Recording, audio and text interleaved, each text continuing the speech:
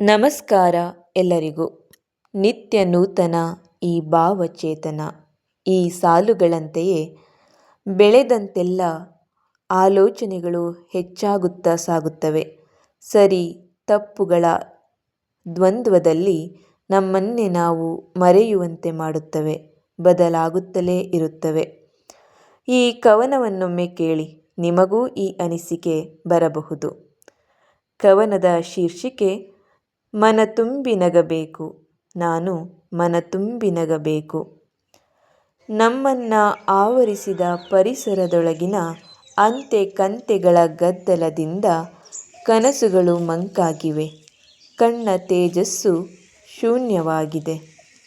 ಒಮ್ಮೆಯೂ ಹಿತ ನೀಡದ ಗಾಳಿ, ತಂಪನೆರೆಯದ ಮಳೆಯ ಹನಿಗಳು ಮನಸ್ಸನ್ನೆಲ್ಲೋ ಮಾಯವಾಗಿಸಿವೆ, ಮನದ ಆಲೋಚನೆಗಳನ್ನು ಕುರುಡಾಗಿಸಿವೆ.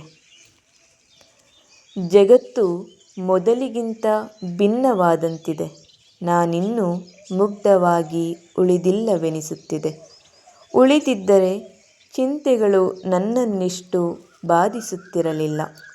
ಮಗುವಿನಂತೆ ಅಳು ಬಂದಾಗ ಅಳುತ್ತಿದ್ದೆ, ನಗು ಬಂದಾಗ ನಗುತ್ತಿದ್ದೆ.